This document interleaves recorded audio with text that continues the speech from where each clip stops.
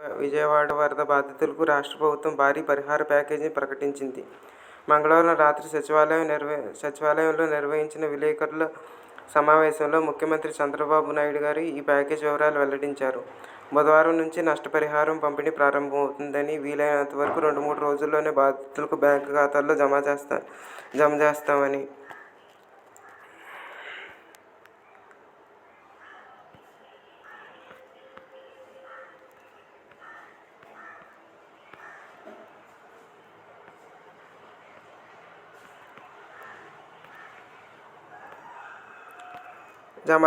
తెలిపారు.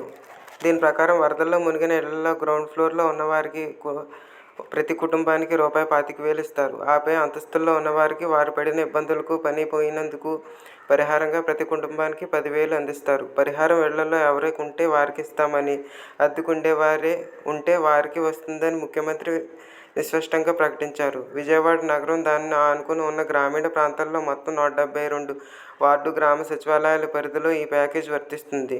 షాపులకు, ఇతర వాణిజ్య సంస్థలకు వాటిల్లిన నష్టం ఎక్కువగా ఉండటంతో వాటికి వేరే ప్యాకేజీ ప్రకటించారు. చిన్న కిరాణా షాపులు, టీ కొట్లకు రూపాయలు 25,000 వ్యాపార కింద నమోదై రూపాయలు 40 లక్షల లోపు టర్నోవర్ ఉన్న వాణిజ్య సంస్థలకు రూపాయలు 50,000, 40,000 లక్షల నుంచి 1,50,00,000 వరకు టర్నోవర్ ఉన్న షాపులకు, 1,00,000 అంతకు పైన టర్నోవర్ ఉన్న వాణిజ్య సంస్థలకు 1,50,000 పరిహారంగా ఇస్తారు. ద్విచక్ర వాహనాల రిపేర్లకు 3,000 ఇస్తారు. ఆటోలకు 10,000 ఇస్తారు. తోపుడు బళ్ళు పోయినా, దెబ్బతిన్న ప్రభుత్వం వాటిని ఉచితంగా సమకూరుస్తుంది. చేనేత పనివారి మగ్గం పూర్తిగా పోతే 25,000 ఇస్తారు. గేదెలు, ఆవులు చనిపోతే 50,000 ఇస్తారు. ఎద్దులు చనిపోతే ఒక్కోదానికి రూపాయలు 40,000 అందిస్తారు. పశువుల కొట్టం పోతే రూపాయలు 7,500 ఇస్తారు. ఇల్లు పూర్తిగా పోతే కొత్త ఇల్లు ఇస్తారు. పంట నష్ట పరిహారం ఈ విధంగా ఉందని మనకి తెలియజేస్తుంది.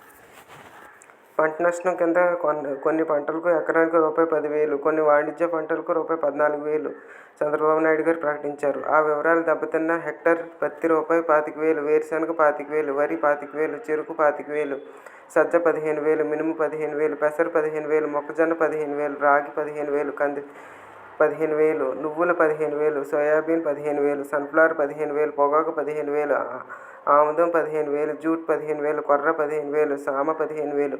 అలాగే ఉద్యాన పంటలకు పరిహారం అందిస్తామని తెలిపారు. అంటే హార్టికల్చర్. ఆ వివరాలు: వరద దెబ్బకు గురైన హెక్టర్ అరటి పంటకు రూపాయలు 35,000, పసుపు 35,000, కూరగాయలు 25,000, తమలపాకు 75,000, మిర్చి 35,000, బొప్పాయి 25,000, టమాటా 25,000, జామ 35,000, పూలు 55,000, ఉల్లి 25,000, నిమ్మ 35,000, మామిడి 35,000, పుచ్చకాయ 25,000, నర్సరీలు 25,000, దానిమ్మ 35,000,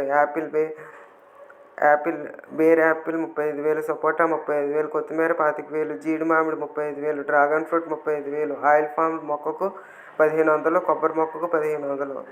ఈ విధంగా అయితే ప్రకటించారు.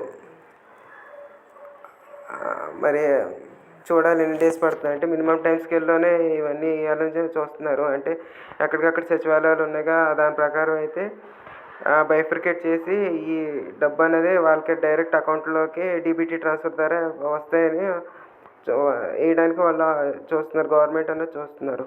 కొత్త రుణాలు అంటే కొత్త లోన్స్ ఇవ్వడం కోసం. వరదల్లో ఇల్లు మునిగిపోయిన గ్రౌండ్ ఫ్లోర్ బాధితులకు 50,000 రుణం బ్యాంకుల నుంచి ఇప్పిస్తామని, 3 నెలల మొరటోరియం ఉంటుందని, 36 నెలల వాయిదా దాన్ని తీర్చాల్సి ఉంటుందని చంద్రబాబు నాయుడు గారు తెలిపారు.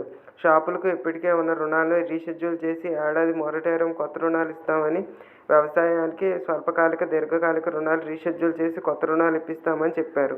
తమ వద్ద ఉన్న లెక్కల ప్రకారం విజయవాడ నగరంలో 2.72 లక్షల కుటుంబాలు వరద బారిన పడ్డాయని, 7 లక్షల మంది ప్రభావితం అయ్యారని తెలిపారు. విద్యార్థుల ఫీజుల చెల్లింపు 1 నెల వాయిదా వేశామని, వరద ప్రాంతాల్లో ఆస్తి పన్ను చెల్లింపులు 3 నెలలు వాయిదా వేశామని చెప్పారు. విద్యార్థుల పుస్తకాలు, సర్టిఫికెట్లు వరదల్లో పోయి ఉంటే తిరిగిస్తామని తెలిపారు. కేంద్రంతో మాట్లాడుతున్నామని, కొంత సాయం అందుతుందని ఆశిస్తున్నామని ముఖ్యమంత్రి పేర్కొన్నారు. రాష్ట్రంలో 4,000 కిలోమీటర్ల మేర రోడ్లు దెబ్బతిన్నాయన్నారు. బుడిమేర అక్రమాలను తొలగించడానికి ఆపరేషన్ బుడిమేర మొదలు పెడతామని ఆయన చెప్పారు. కాగా వరదల తాకిడికి గురైన రాష్ట్రంలోని మిగిలిన చోట్ల కుటుంబానికి రూపాయి 10,000 ఇస్తామని సీఎం వెల్లడించారు. రూపాయి 300 కోట్ల మేర విరాళాలు. వరద బాధితులను ఆదుకోవాలంటూ ప్రభుత్వం ఇచ్చిన పిలుపునకు స్పందించి దాతలు మంగళవారం వరకు రూపాయలు 300 కోట్ల మేర విరాళాలు అందించారని ముఖ్యమంత్రి తెలిపారు.